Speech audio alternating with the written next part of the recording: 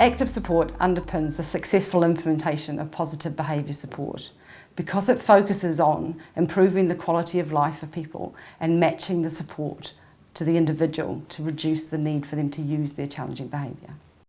Challenging behaviour tells us important things about the quality of a person's life.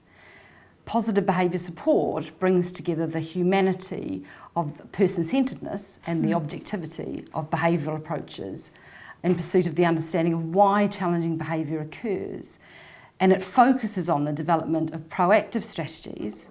So those are the things that which make it less likely that the behaviour will occur in the future, as well as developing reactive strategies that help those involved to cope when behaviour occurs in the meantime. Active support underpins positive behaviour support because of its emphasis on systematic changes to the whole environment and in the way that services focus on promoting the quality of life for the people that they support. And that's a critical element in reducing challenging behaviour.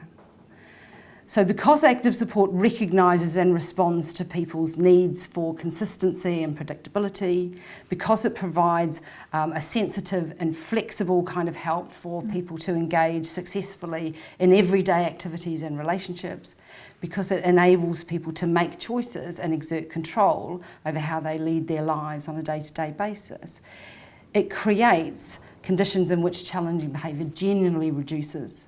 So where positive behaviour support is needed, its effective implementation is often dependent on a number of service characteristics and the support skills that are inherent in active support. So that includes things like objective assessment, analysis, monitoring and evaluation, and coherent and realistic planning for people. So it's a really important thing that we actually need to think about active support along with positive behaviour support. And again. What bit? It's a sharp knife, sweetheart. Let go.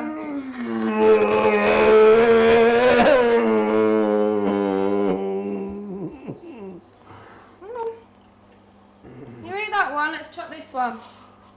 So seeing that clip is really quite scary, and that feels like significantly challenging behaviour, something that we might need to do something about. The first interesting thing about that is that actually you need to know the background here. You need to know a bit about Robert. And Robert, this hugging thing that he does frequently through the day in all sorts of kind of environments and situations with all sorts of different people.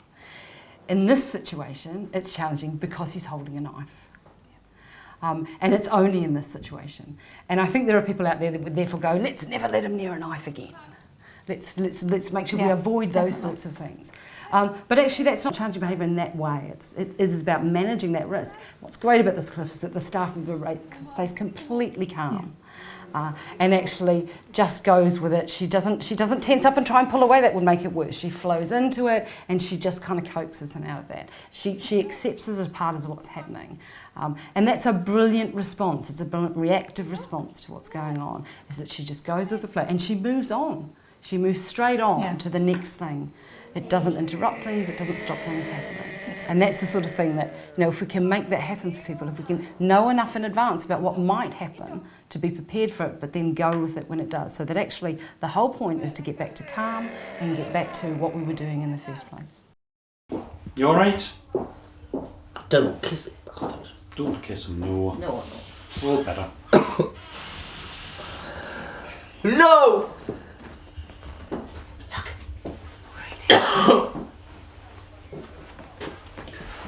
No, bastard twice. Owl babies. Who's in here? Eh? No. Once there were 3 baby owls, Sarah, Percy and... Bill. They lived in a hole in the trunk of the bastard. tree with their owl mother.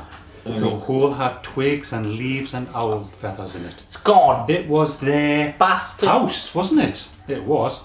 One night they woke up and their owl mother was gone. Go. Where's Mummy? Said Sarah. Oh my goodness, said Percy. I want my mummy, said Bastard. Bill. The baby owls thought. All owls think a lot. I think she's gone hunting, Bastard. said Sarah.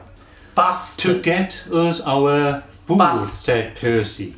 I want my mummy, said Bastard twice. Wow, who's this? But the owl mother didn't come. Oh, where Bastard. they gone? The baby owls came out of their house and they sat on the tree and they waited for their mummy. A big branch for Sarah, a small branch for Percy. Oh, and what's Bill sitting on? Bill's sitting on some ivy. She'll be back, said Sarah. Back soon, said Percy. I want my mummy, said Bill.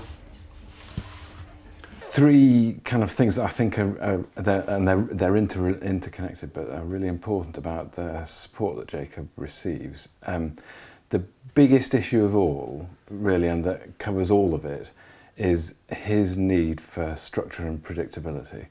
It's the thing that makes the biggest difference to him. When things have been bad in Jacob's life, it's been because things have been chaotic and confusing for him. The way his brain works is that he needs those things to cling on to feel that actually he can cope. And when he begins not to cope, then he'll do things that mean that by himself he achieves some predictability, but then it's all too easy for him to get stuck in that and end up in a sort of situation that doesn't do him any favours at all.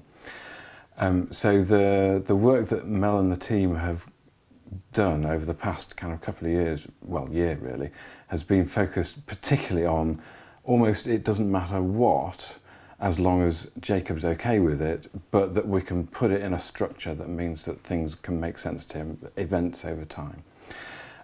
So the trampolining that Jacob went to this morning, Jacob is reasonably happy about doing that. He quite enjoys it. He didn't bounce for very long. It was only kind of 10 minutes or so, but the fact that he's kind of okay with that means that it's something they can slot in this structure. And that's the most important thing. As long as the support that Jacob receives is in that coherent, measured pattern of events, that means that things make sense to him. And so related to that is the difficulties that quite often people experience when they first support Jacob, which is that sometimes it feels like we're not giving him choices. Choice is a very important thing. In lots of ways, there are things that Jacob can't really make any choices about, at least for the time being. And so sometimes he'll kind of express a discomfort with something, or say he doesn't want to do it, or kind of withdraw, and staff will need to work at retaining as much of the structure as they can within that, so that they maintain those things. If Jacob really doesn't want to do it, then they know that there's a point, and he'll make it quite clear, and they know they've got to go with that, and that's fine. But up to that level, they'll be trying to maintain as much of the structure that they know works for Jacob. And that can sometimes feel like we're overriding his choices. I think the bottom line is that if we don't retain as much of that structure as possible, Jacob doesn't really get any meaningful choices about anything. So by trying to stick to that, unless he's really clear and it's a no, then he actually has more opportunities for making choices than he would if every time he said no, or every time he walked off, or every time he refused something, that we just went with that, because that way leads to chaos and mayhem, and that just makes things worse for Jacob.